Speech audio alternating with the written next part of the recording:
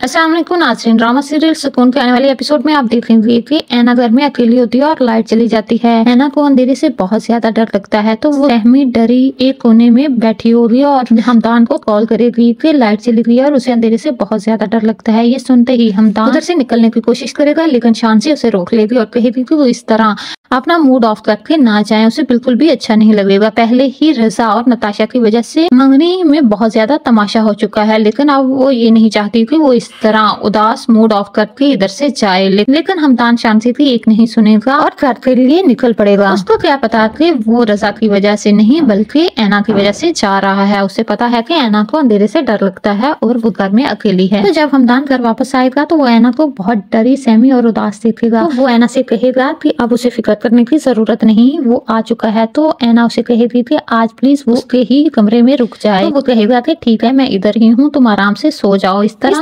हमदान सारी रात एक कुर्सी पर बैठा ऐना को सोते हुए देखता ही रहेगा। तो दूसरी तरफ आप देखेंगे कि नासिर अपनी हरकतों से पास आने वाला नहीं। वो अपनी माँ के कहने पर आयमा को हनीमून पर ले तो गया है, लेकिन हुआ वही जिसका आयमा को डर था। उसे पता था कि नासिर किसी सूरत भी बाज आने वाला नहीं। वो जिस चीज से डर रही थी नासिर ने वही कर दिखाया। नासिर ने आयमा को एक कमरे में बंद कर दिया। जब आयमा को ये बात पता चलती है तो वो दरवाजा खटकाती है और खूब चीखती चलाती है, लेकिन कोई भी उसकी आवाज सुनने वाला नहीं होता। और दूसरी तरफ नासिर बाहर खड़ा आयमा को इस तरह बेबस देखकर बहुत ज्यादा खुश हो रहा होता है। तो अगले ही सीन में आप देखेंगे कि रजा के माँ बाप ये बिल्कुल भी अफोर्ड नहीं कर सकते कि लशारी फैमिली से रजा का रिश्ता टूटे, इसलिए वो रजा को समझा बुझाकर नताशा से माफी मांगने के लिए ले जाएंगे। लेकिन उधर जाकर नताशा है कि उसे जलील करने का कोई मौका हाथ से जाने नहीं देगी और कहेगी कि रजा को वो सिर्फ एक सूरत में ही माफ करेगी, अगर वो उसके सामने हाथ जोड़े और हाथ जोड़कर उससे माफी मांगे। ये बात रजा की ईगो को बहुत ज्यादा हर्ट करेगी, लेकिन उसके पास कोई और चारा नहीं, इसलिए वो अपने माँ बाप के कहने पर नताशा से माफी मांग लेगा और नताशा उसे जतला देगी कि उसकी यही औकात है। वो बहुत बड़ी बड़ी बातें करता है ना, अब उम्मीद करती है कि वो अपनी औकात से बाहर नहीं चलेगा।